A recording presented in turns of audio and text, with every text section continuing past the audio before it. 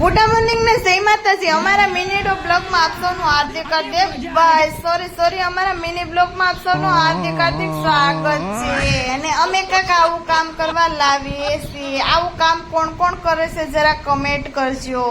સાથે તો પણ સીપીઓ આપે છે તે સાણસી સેનાના સાણસી નથી સીપીઓ છે। આ કાંઈક કહેવાય છે કાંઈક બવડો, એ બે કડીની સામે જોઈન્ટ કરવાનો છે।